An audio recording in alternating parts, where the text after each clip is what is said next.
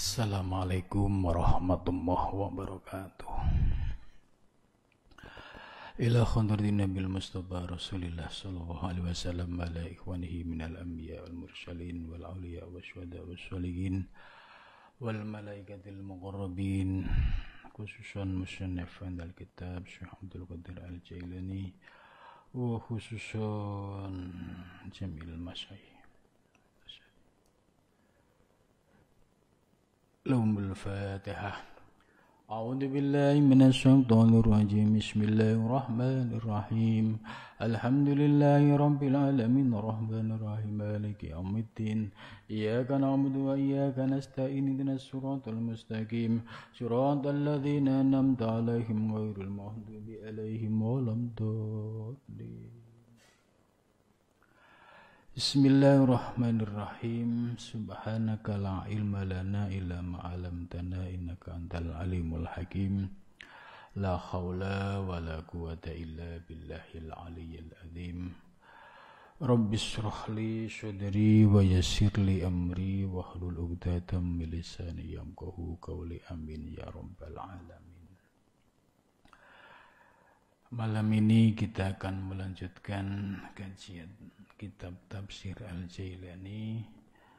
Sudah sampai pada pembahasan surat Al-Anfal ayat 64, 65, 66. Bismillahirrahmanirrahim. Ya ayyuhan nabiyyu hasbukallah wa manittaba'aka minal mu'minin. Ayat ini masih terkait dengan kisah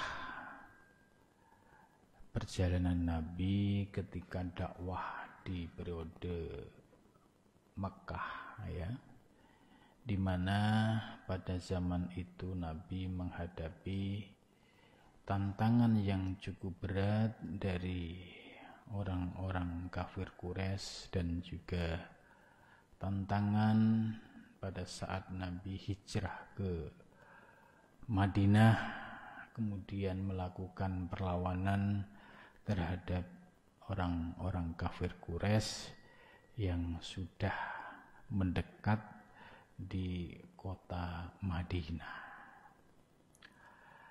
Maka ayat ini, ya ayuhan nabi, wahai nabi, maksud an-nabi di sini yaitu sudah khusus, sudah ta'yin, khususnya Nabi Muhammad sallallahu alaihi wasallam. Syekh Abdul Qadir Jailani menjelaskan al-mu'ayyid min indillah bin nasri wa dhufri alal a'da.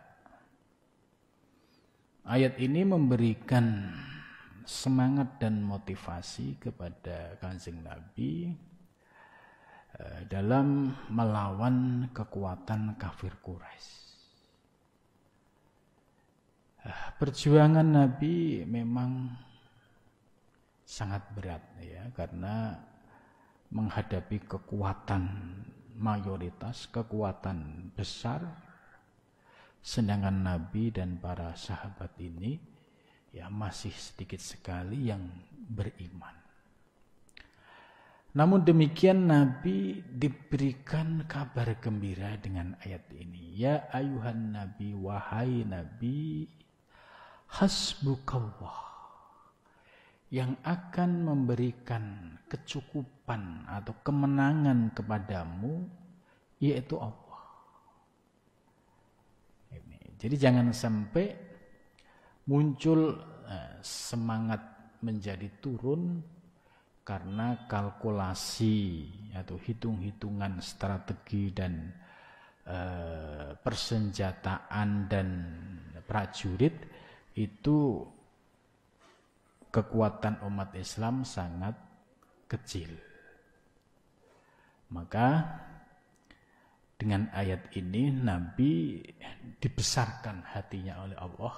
Hasbukallah, yang akan memberikan kemenanganmu adalah Allah. Wa minat taba'aka, dan dari orang-orang yang mengikutimu. minal mu'minin, dari orang-orang mukmin. Jadi dengan ayat ini semangat Nabi menjadi tumbuh, dan juga para sahabat-sahabat lain. Ini sebagai janji Allah bahwa strategi melawan kekuatan kafir Quraisy yang dominan, yang jumlahnya lebih besar, ya, dengan keyakinan ayat ini ya bisa menjadi bekal perjuangan Nabi Muhammad SAW dalam mengalahkan atau menaklukkan kekuatan kafir Quraisy. Ya. Tentu ayat ini relevan sepanjang zaman. Termasuk perjuangan-perjuangan ya di zaman sekarang ya. Tentu ayat ini masih sangat relevan dan bisa menjadi power ya, di dalam melanjutkan dakwah Nabi besar Muhammad SAW. Tentu bagi orang-orang yang mengikuti jalan dakwah Nabi, yaitu dakwah melalui lembaga pendidikan, baik pesantren maupun madrasah, maupun dakwah-dakwah yang lain. Kalau dakwahnya sudah lurus, hatinya sudah lurus, semangatnya sudah lurus, nah ini akan diberikan bantuan atau dicukupi oleh Allah Subhanahu wa taala. Nah, ini harus dipahami. Bagaimana kalau niat dakwahnya itu tidak lurus? Nah, ini akan menghadapi banyak tantangan. Sebab kalau niatnya dakwah itu karena dunia, ya pasti akan mendapatkan dunia. Kalau dakwahnya karena ingin kemasyhuran, ya dia akan mendapatkan itu. Karena di dalam hadis Nabi sudah dijelaskan. Tapi kalau dakwahnya li'i kalimatillah, semata-mata untuk meninggikan kalimat Allah, maka dalam proses perjuangan suka maupun duka, ya pasti akan diberikan pertolongan dan solusi dari Allah Subhanahu wa taala. Maka ayat ini ya tetap relevan, bisa menjadi pegangan para orang-orang yang memilih jalan dakwah li'i kalimatillah. Tantangan dakwah pasti ada, dinamika dakwah pasti ada. Tapi semangat di dalam berdakwah, lurus niat di dalam berdakwah ini penting. Ya, karena ini yang akan ya menjadi pemicu ya turunnya pertolongan dari Allah Subhanahu wa taala manakala niat dakwah kita itu benar-benar lurus karena Allah Subhanahu wa taala. Maka ayat berikutnya ya ini sudah berkaitan dengan motivasi ya. Ya ayuhan nabi, wahai nabi, yaitu yang dimaksud ya Nabi Muhammad SAW. Khitab ini juga memberikan semangat kepada Nabi bahwa akan memperoleh pertolongan dari Allah Subhanahu wa taala, akan memperoleh kemenangan dari Allah Subhanahu wa taala. Maka harridil mu'min, harridil itu yaitu kobarkanlah, ya, pacu semangat militansi ya, umat Islam ya pada saat itu, walaupun sedikit tapi militansinya tinggi ya, ini akan menjadi kekuatan. Maka harridil mukminin ya, ini makna yang relevan dengan situasi zaman sekarang itu, bagaimana menyemangati, mengobarkan semangat ya, baru bagi generasi-generasi muda untuk berjuang di jalan Allah. Maka haridil mu'minin. Kalau haridil mu'minin dalam konteks ya perang zaman Nabi, ya tentu harus memiliki militansi yang kuat ya di dalam melakukan perang fisik terhadap kafir Quraisy. Tapi ketika situasi sudah berubah, ya kita hidup di negara yang sudah memiliki aturan. Nah, ini bagaimana dalam memahami ayat ini atau dalam menafsirkan ayat ini? Maka haridil mukminin dalam konteks sekarang ya bisa memiliki makna kobarkanlah semangatmu dalam li'i kalimatillah ya melalui ya dunia pendidikan, ya dunia pesantren atau dakwah-dakwah atau pintu-pintu dakwah yang lain. Ya, selama di dalam diri kita ada semangat dan militansi untuk dakwah, menebarkan ayat-ayat Allah ya yang bisa membuat kesejukan, yang bisa membuat kedamaian, yang bisa menyebarkan ajaran Islam rahmatan alamin. Ini penting. Haridil mukminin ya dalam konteks sekarang ini bagaimana kita memberikan motivasi, menyemangati generasi-generasi muda untuk menjadi ya kekuatan ya di dalam li kalimatillah. Haridil mukminin alal qital. Nah, alal qital di sini juga harus dipahami sesuai dengan konteks zamannya. Kalau pada zaman Nabi alal qital situasinya adalah perang fisik, yaitu melawan kafir Quraisy.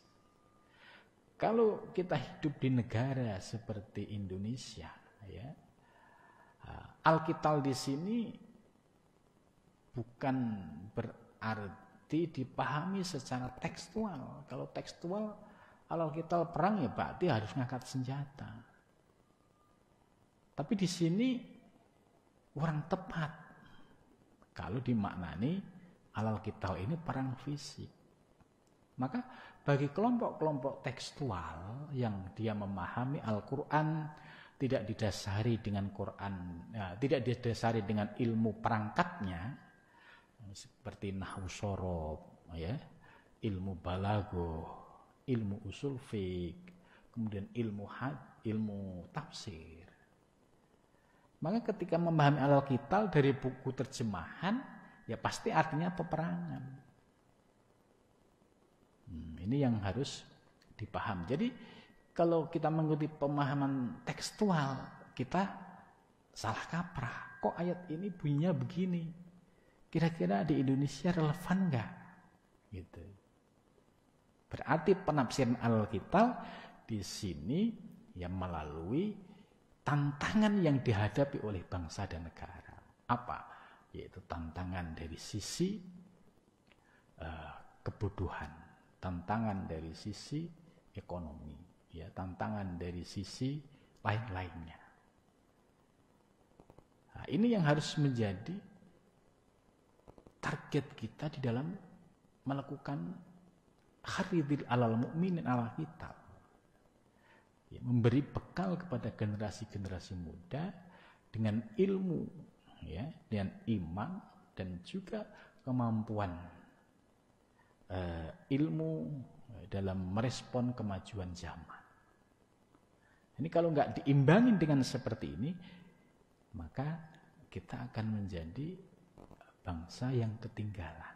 Ya, jadi sekali lagi dalam memahami haridil alal mukminin, ya, haridil mukminin alal qital ini bagi kalangan tekstualis ini akan menjadi ayat untuk mendoktrin orang melakukan doktrinasi supaya orang berani melakukan perang atau bunuh diri. Apalagi dilihat, dibaca terjemahannya begini, ini Al-Quran. Nah, ini penting. Jadi memahami Al-Quran dengan kelengkapan ilmu ini penting supaya tidak salah di dalam memahami dan mempraktekkan dalam kehidupan sehari-hari.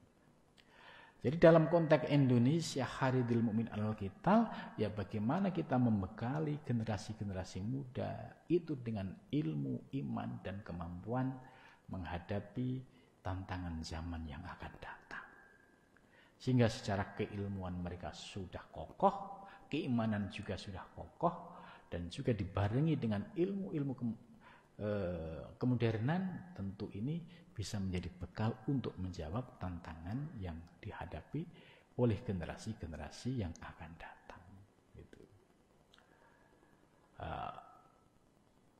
In yakun minkum, ya, jika ada minkum di antara kamu isruna 20. Ya, jika di antara kamu itu ada 20 sobiruna, mereka orang-orang yang sabar, ya libu dapat memenangkan mereka mi'ataini 200. Ya, ini ayat ini harus dipahami secara utuh. Ini juga bisa menjadi motivasi kita. Jika di antara kalian ada 20 pemuda yang sobirun itu bukan berarti sabar yang pasif ya. Tapi sobirun itu memiliki kekokohan ya di dalam akidah, memiliki kemapanan di dalam ilmu, memiliki pemahaman yang utuh tentang globalisasi. Ya, mereka bisa sabar, bisa ikhlas dalam berjuang. Ini isruna sobiruna. Jadi semangatnya dia berjuang di jalan Allah itu didasari dengan keikhlasan dan kesungguhan. Ini baru menjadi kekuatan. Tapi kalau misalkan isruna sobirunya tidak ada, ya ini akan menjadi titik lemah. Ada 20 pemuda, tapi ilmunya tidak mapan, akidahnya lemah. Terus ditambah 20 pemuda ini orientasi pragmatis misalkan. Diajak berjuang tapi pikirannya pragmatis.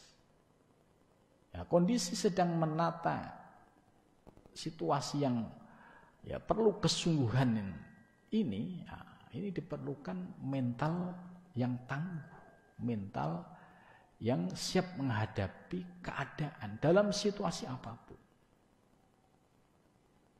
Ini maka penting kata sobiruna ini bukan berarti sabar dalam pengertian pasif ya, itu tidak, tapi menjadi generasi muda yang dia aktif menghadapi tantangan zaman, tapi dengan prinsip dan keilmuan yang kokoh sehingga tidak goyah dan memiliki prinsip keikhlasan. Nah, kalau prinsip keikhlasan tidak ada, pasti akan runtuh. 20 orang, dia memiliki kemauan, tapi tidak dibangun dengan keikhlasan di dalam berjuang, pasti runtuh. Tidak akan menjadi kekuatan. Jadi, isruna sobiru ini memiliki makna yang lebih luas, dan yang paling penting dalam isruna sobiruna, yaitu keikhlasan. Artinya akidahnya itu kokoh bahwa ini berjuang di jalan Allah. Orientasinya harus li'ila'i kalimatillah. Tapi kalau sudah pragmatis, belum apa-apa, ya sudah menggunakan hitung-hitungan matematik, nah ini pasti nggak jalan. Ibarat pasukan perang pada zaman Nabi disuruh perang maju hitung-hitungan, kalau saya mati dapat apa gitu, kalau saya menang nanti dapat harta rampasan berapa. Ini sudah pragmatis seperti ini ya pasti tidak akan bisa menjadi kekuatan. Maka ayat ini penting, iyakun iskum ishruna sobirun, yaitu kalau di antara kamu ada 10 pemuda yang digembleng, yang dididik, yang dikaderisasi ya dengan sungguh-sungguh, Yahlibu mi'atain, mereka akan menjadi kekuatan yang dapat mengalahkan 200. Ya. Jadi 20 Isruna, ya, Isruna 20 mengalahkan kekuatan 200. Nah, ini 200 ini sudah bisa dipahami tentu orang yang tadi 200 jumlahnya tapi militansinya lemah, ya kan? Kemudian akidahnya juga lemah, terus kesungguhannya juga lemah, keikhlasannya lemah juga. 200 orang banyak kelihatannya, tapi ketika disuruh perang, tiba-tiba yang lain pada kabur ke kiri kanan. Nah, ini juga tidak bisa menjadi kekuatan yang signifikan. Jadi menarik, konsep isruna sobiruna ini menarik dan sangat relevan di zaman sekarang. Ya, kita misalkan membangun sebuah wadah dakwah, tapi kita diperkuat oleh isruna sobirun, ya, yaitu kekuatan-kekuatan anak muda yang tangguh, yang ikhlas. Nah, ini insya Allah akan menjadi kekuatan yang bisa mengalahkan 200 kekuatan lain. Wa iyakun minkum mi'atun, dan jika ada di antara kamu itu 100, ini yahlibu, dapat mengalahkan alfan 1000 minalladzina kafaru, dari orang-orang yang kufur, dari orang-orang yang terkutuk. Ini ayat berikutnya memberikan motivasi, ya, dalam jumlah yang lebih besar. Andai di antara kamu ada 100 pemuda yang tadi memiliki akidah yang mapan, memiliki keikhlasan, memiliki kesungguhan, itu akan mengalahkan kekuatan 1000. Jadi 100 lawan 1000. Minalladzina kafar, dari orang-orang yang kafir, artinya orang yang tidak memiliki prinsip akidah yang kuat. Orang-orang kafir itu kan orang-orang yang tidak memiliki keyakinan kepada Allah, nggak ada. Prinsip akidah nggak ada. Orang-orang kafir ya pragmatis, disuruh perang pasti dibayar berapa. Ini kalau pertanyaannya dibayar berapa, pasti dia tidak akan menjadi kekuatan yang tangguh melawan kekuatan 100 orang, tapi militansinya luar biasa.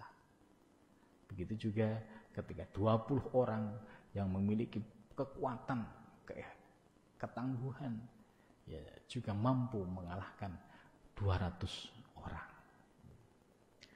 Bi'annahum, karena sesungguhnya mereka kaumun, itu kaum la yafqahun, yaitu kaum yang tidak paham. Aila yasiluna, artinya mereka tidak sampai ila martabatil ilmi, kepada martabat ilmu al-yakini, yang bersifat yakin, billahi, kepada Allah, wa kutubihi, dan kitabnya Allah, wa rusulihi, dan utusannya Allah. Hatta yataraku, sehingga mereka naik minhu, darinya, ila martabatil ain, sampai pada martabat ain, wal haq, dan martabat hak. Nah, ini penjelasan sufistik, ya, dari Syekh Abdul Qadir Jailani. Maksudnya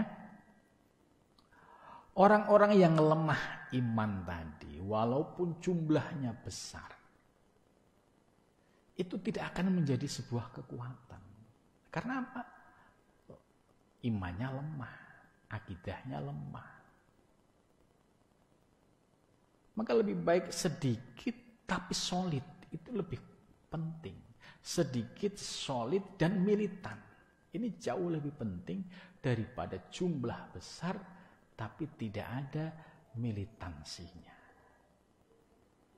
Kenapa mereka tidak ada militansinya? Di sini dijelaskan karena mereka belum yakin. Misalkan disuruh berjuang di jalan Allah, nanti dapat apa? Ini tandanya belum yakin. Tapi kalau dia sudah yakin, saya ini posisinya berjuang di jalan Allah, ya segala suka dan duka siap menghadapi, tidak akan pernah surut semangatnya. Lah, yang seperti inilah yang akan menjadi kekuatan. Karena Pak, dia sudah tahapannya sudah pada tahap ilmu yakin. Sudah yakin dulu. Nah, dah enggak apa-apa, saya ikhlas, saya ini sudah posisinya di jalan Allah. Walaupun dia belum merasakan, tapi dia sudah yakin. Ya, setelah dia yakin secara ilmu, kemudian dia benar-benar, istilahnya kalau dalam konteks zaman Nabi, ya pokoknya saya percaya Nabi, apa yang disampaikan Nabi itu percaya, suruh perang siap, ya. Ya, ngikuti perintah komando siap, nggak ada hitung-hitungan matematis, pokoknya Bismillah. Dia nggak punya dasar keimanan yang kokoh, cuma hanya percaya. Secara ilmu yakin, oh Nabi itu adalah Nabi Muhammad itu adalah seorang Nabi dan Rasul, belum memberikan perintah, samina wa ta'na, berangkat. Hanya modal itu. Ya, ketika proses perang, nah, disitulah dia baru menemukan, yaitu martabat yang berikutnya, yaitu martabatul ainul yakin. Ya, oh iya benar.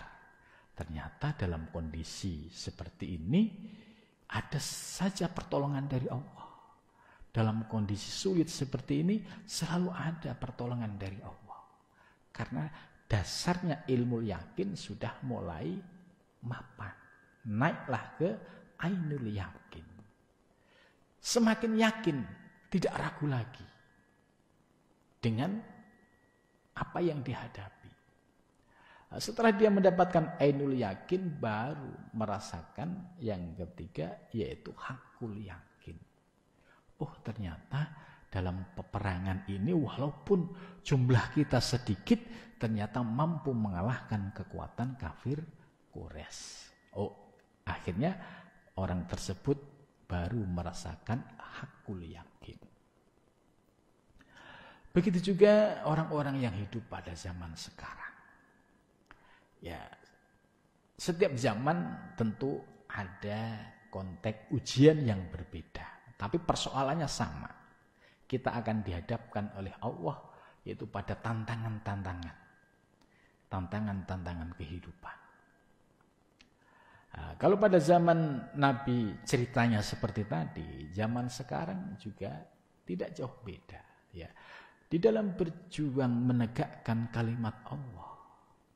Ya, kalau kita sudah yakin dulu, gitu, sudah menang, artinya sudah punya bekal, yakin dulu.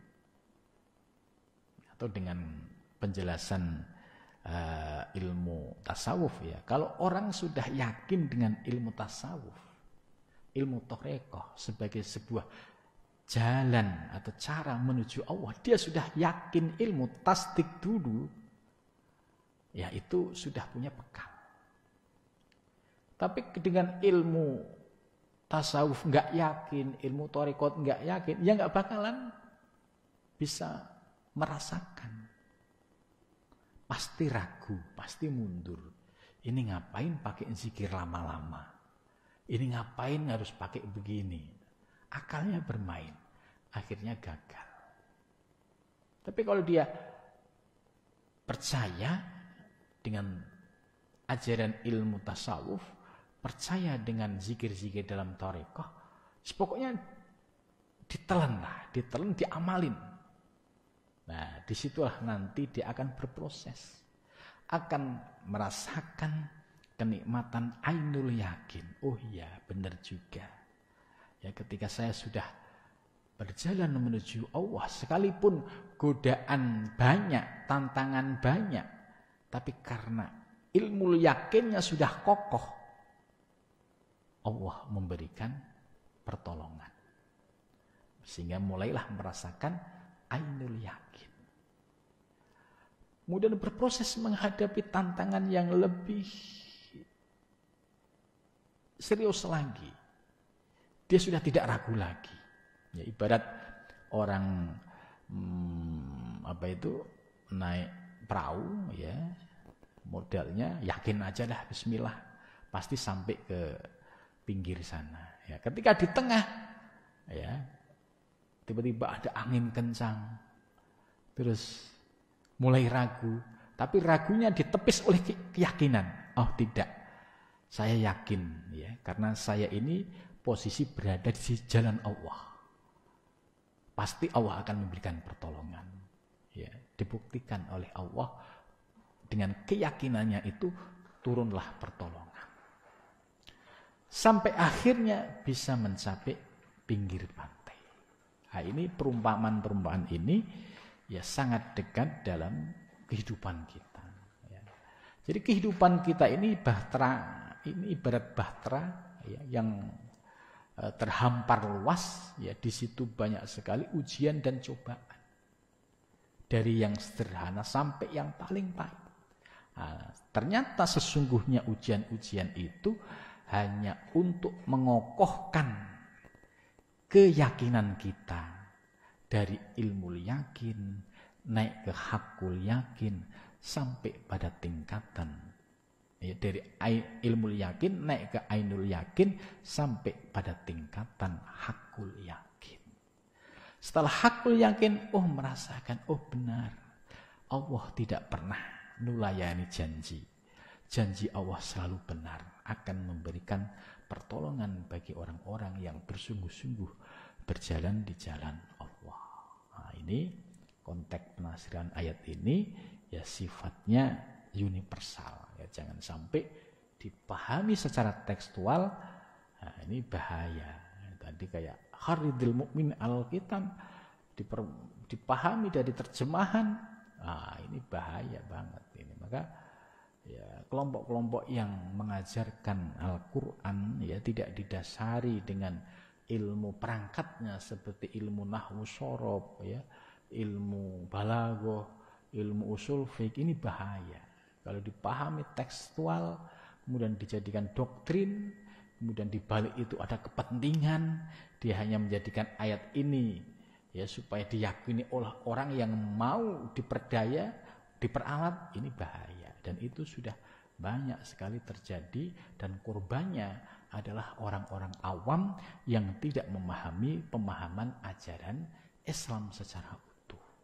Nah, di sini pentingnya penguasaan perangkat keilmuan di dalam memahami Al-Qur'an ini penting.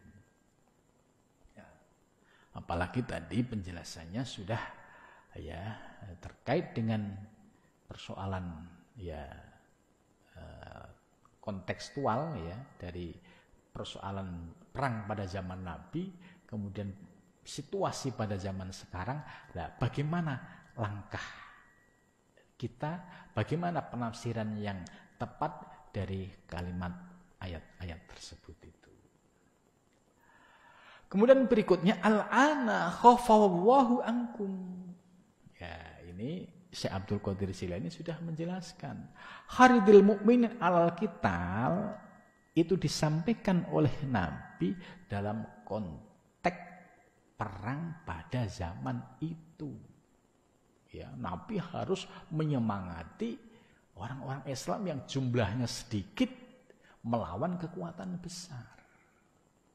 Tapi ayat ini juga bisa terbuka penafsiran yang relevan dengan perkembangan zaman. Qital tadi tidak dipahami sebagai tantangan perang fisik, tapi tantangan dalam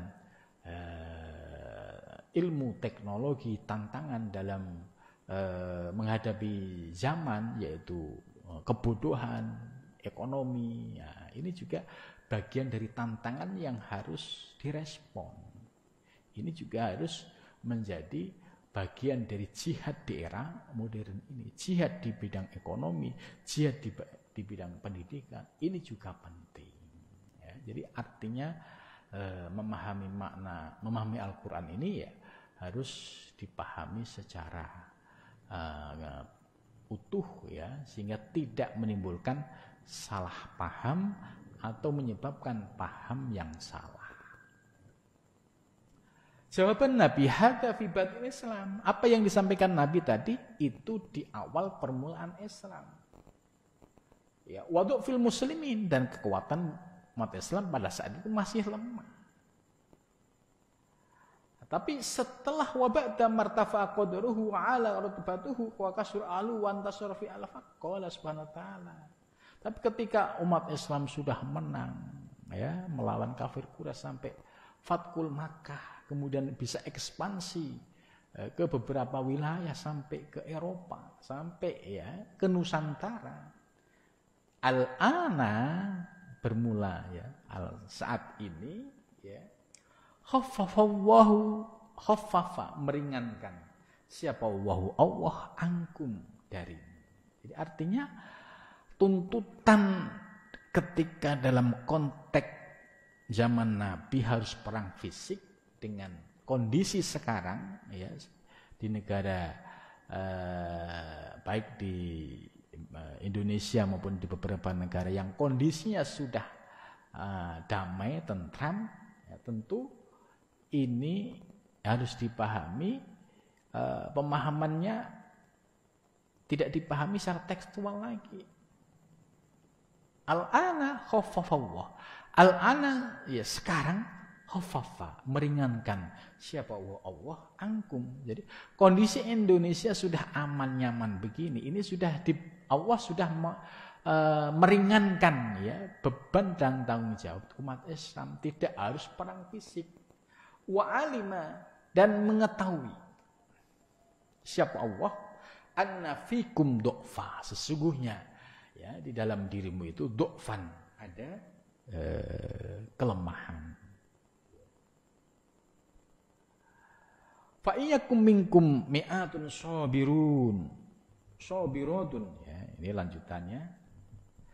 Jika ada di antara kamu mi'atun 100 sabiratun yang sabar, yahlibu dapat mengalahkan mi'ataini 200. Ini kalau ada di antara kalian 200 pemuda yang sabar, ya sabar ini sekali lagi harus dipahami secara lebih tepat. Jangan dipahami sabar itu yang pesimis, yang menghadapi tantangan kehidupan itu lemah ya.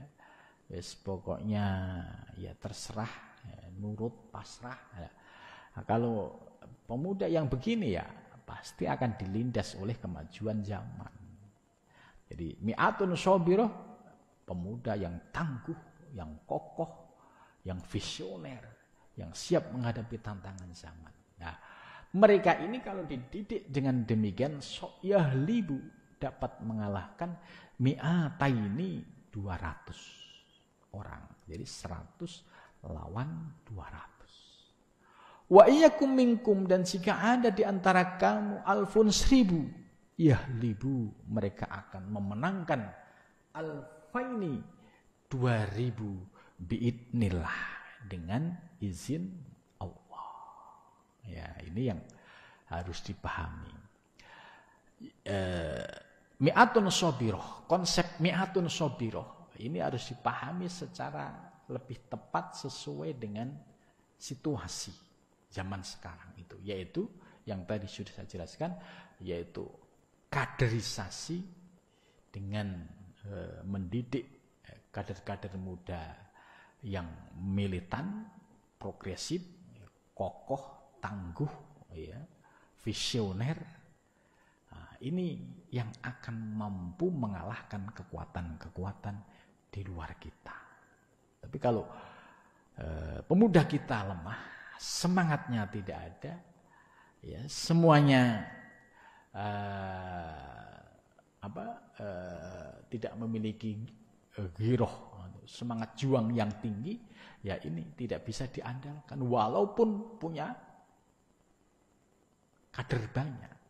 Tapi kalau sedikit militansinya tinggi, tanggung jawabnya tinggi, nah ini yang luar biasa yang akan bisa menjadi kekuatan di dalam berjuang di jalan Allah. Jadi mi'atun sabiroh itu simbolik ya, sebagai simbol bahwa Artinya kalau kita mendidik kader santri sedikit tapi militansinya luar biasa, itu lebih baik dibandingkan ya terlalu banyak tapi militansinya lemah, tidak terkontrol dengan baik.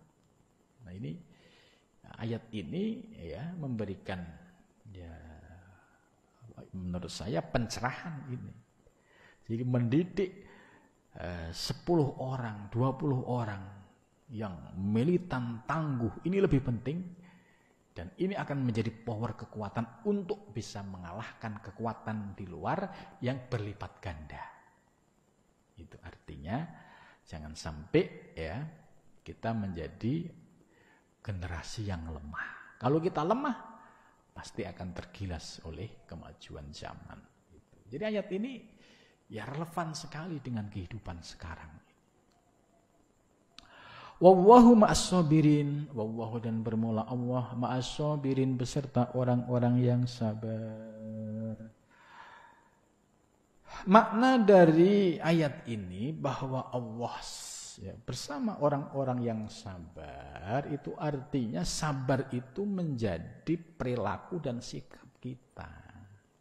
Memang dalam dunia dakwah itu semua tidak menjanjikan ya keindahan-keindahan duniawi. Namanya orang lagi berjuang semua pahit. Namanya orang berjuang semua dalam kondisi suka duka. Lah, kalau dia memiliki ketangguhan itu, ini yang menjadi sebuah kekuatan. Itu. Maka wallahu ma'as-sabirin, orang-orang yang memiliki sikap yang tangguh, memiliki sifat militan, memiliki sifat yang bisa menerima kondisi suka duka, tapi semangat jihadnya, semangat pengabdiannya itu tetap menyala. Lah ini yang akan menjadi power di dalam perjuangan li'ila'i kalimatillah. Maka wallahu ma'as-sabirin, Allah beserta orang-orang sabar. Tantangan dalam dakwah pasti ada, dinamika pasti ada, suka tidak suka selalu ada. Tapi kita tidak boleh kalah dengan ini. Kita punya sebuah misi besar, li'ila'i kalimatillah. Itu yang harus dipegang dengan teguh supaya kita tidak mudah kendor, runtuh, bahkan balik arah. Nggak usah dah, ngapain repot-repot. Nah ini namanya istilahnya tidak memiliki ketangguhan di dalam menghadapi situasi. Maka orang-orang yang secara mental ini dia tidak memiliki kekokohan, ketangguhan, pasti akan ketinggalan zaman dan akan dilindas oleh kemajuan. Nah ini ayat ini sangat penting sekali menjadi bekal kita di dalam berjuang di dalam jalan Allah. Mudah-mudahan kita diberikan kekuatan lahir batin oleh Allah ya, menjadi pribadi yang tangguh, yang kokoh, yang tahan banting, yang ikhlas ya, dan istiqomah. Ini yang paling istimewa. Sampai sini dulu, mudah-mudahan pengajian malam ini bermanfaat. Assalamualaikum warahmatullahi wabarakatuh.